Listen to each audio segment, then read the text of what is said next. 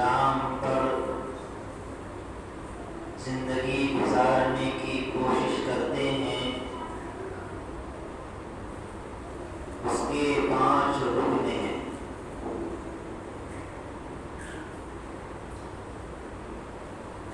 جس پر ہر مسلمان کا عمل کرنا ضروری ہے۔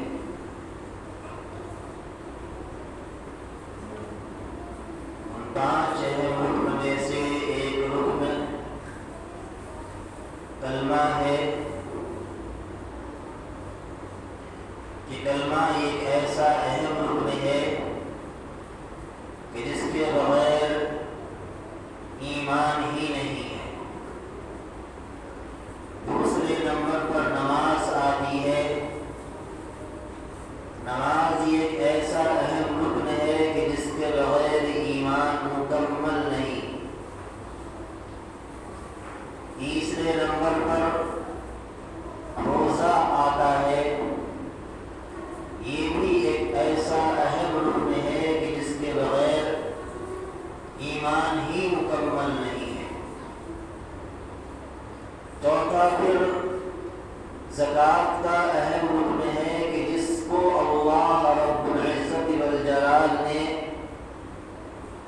مال و دولت عطا فرمائی ہے، اور اتنا مال جو زکوٰۃ کے نصاب تک پہنچتا ہے عطا فرمایا ہے، تو پھر وہ 2.5% نکال کر کے غریبوں کے اندر تقسیم کرے، غریبوں کو ان کا مالک بنائے، اس مال کا مالک بنائے۔ 5واں اہم اور بڑا رکن ہے حج بیت اللہ، کہ جس شخص کو اللہ رب العزت والجلال نے مال و دولت عطا فرمائی ہے، اور اتنی طاقت اور قوت اور وسعت عطا فرمائی ہے کہ وہ حج بیت اللہ کر سکتا ہے، تو اس پر ضروری ہے، لازمی ہے، اللہ کی طرف سے فرض ہے کہ وہ سب سے پہلے حج بیت اللہ کرے، حج کا سفر کرے اور حج ہو جائے۔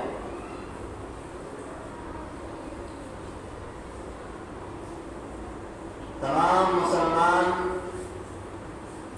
روزوں سے فارغ ہوئے، رمضان کا مہینہ گزرا، شوال کا مہینہ شروع ہوا۔ شوال، ذی القعدہ اور ذو الحجہ، یہ 3 مہینے حج کے اللہ تبارک و تعالی نے مقرر فرمائے ہیں کہ 3 مہینے حج کے مہینے۔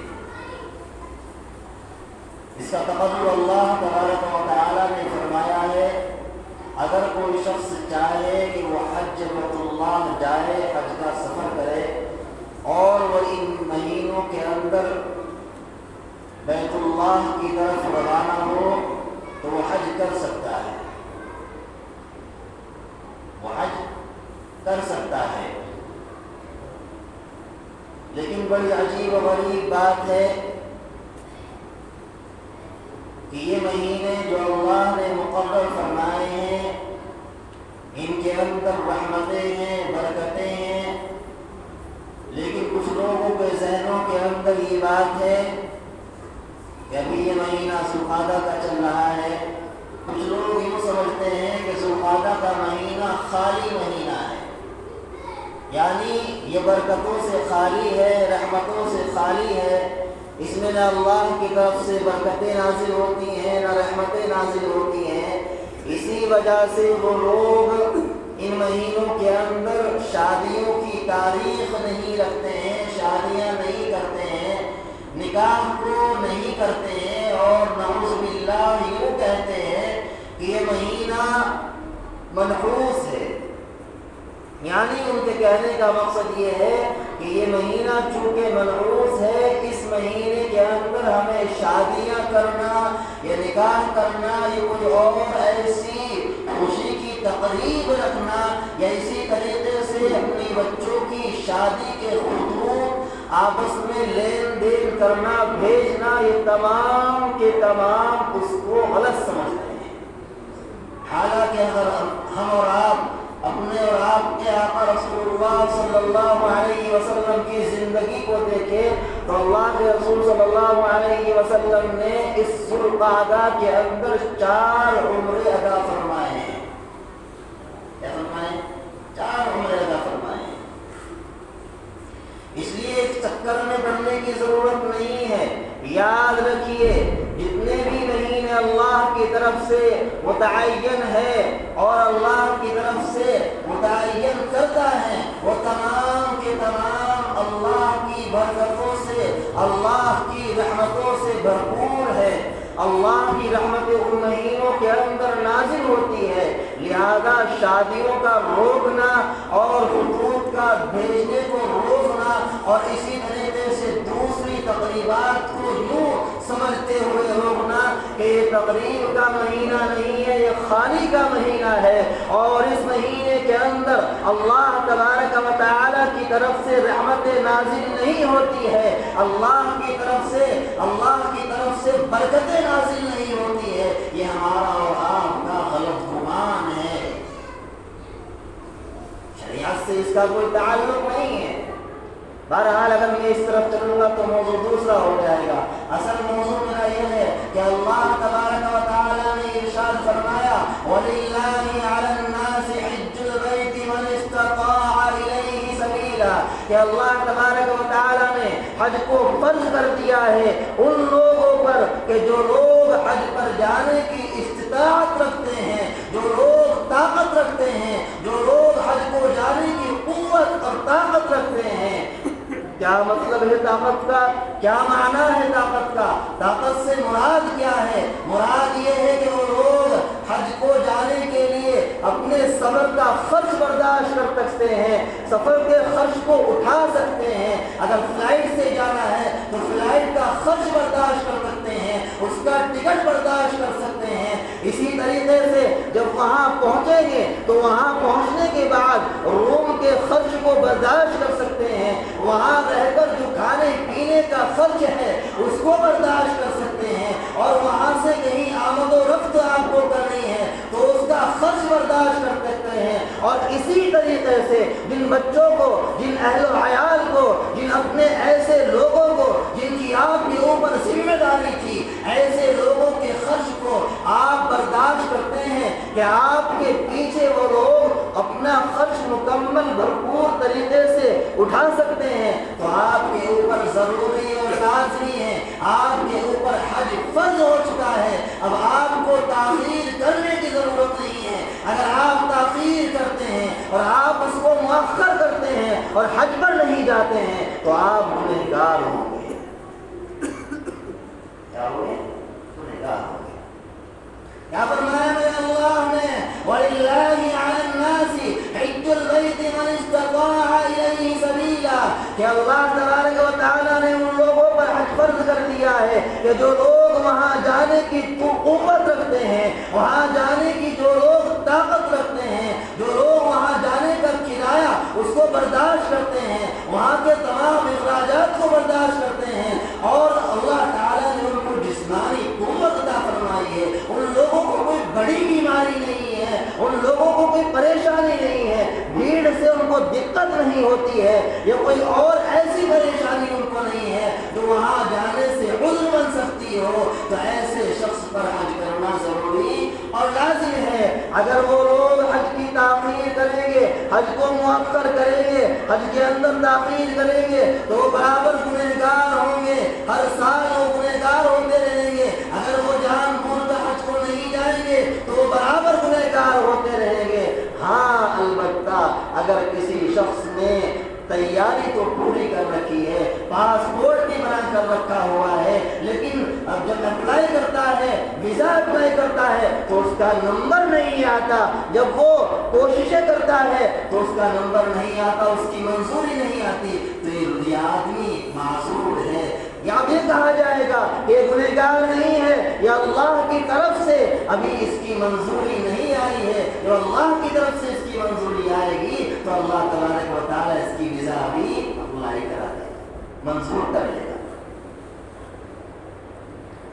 لیکن یاد رکھو مسلمانوں، اگر ہمارے اور آپ کے پاس اتنا پیسہ موجود ہے کہ ہم حج کے سفر کا خرچ کو اٹھا سکتے ہیں، اس کو برداشت کر سکتے ہیں، اور ہمارے پیچھے جو ہمارے اہل و عیال ہیں، ہمارے گھر والے ہیں، ان کا بھی خرچ برداشت کر سکتے ہیں، تو ہمارے اوپر ضروری اور لازم ہے کہ ہم پہلے حج کے سفر پر جائیں۔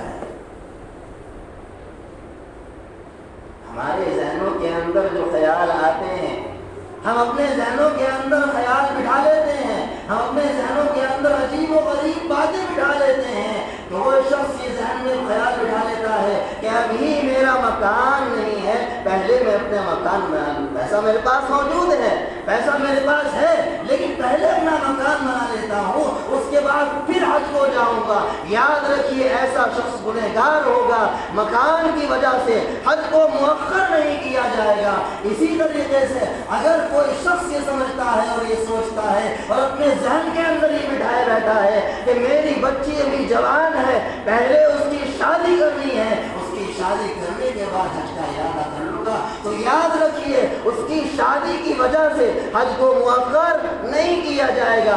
اگر وہ حج کے اندر تاخیر کرے گا تو وہ گنہگار ہوگا۔ اسی طریقے سے کسی شخص کے اندر، کسی کے ذہن میں یہ بات بیٹھی ہوئی ہے، ابھی میرے بچے بڑے ہوئے ہیں، ان بچوں کو پہلے سیٹ کر دیتا ہوں، ان کی جاب لگوا دیتا ہوں، ان کا کاروبار سیٹ کر دیتا ہوں، جب بچے میرے کاروبار پر کھڑے ہو جائیں گے اور مضبوط ہو جائیں گے پھر حج کا ارادہ کر لوں گا، تو یہ بھی قابل قبول نہیں ہوگا۔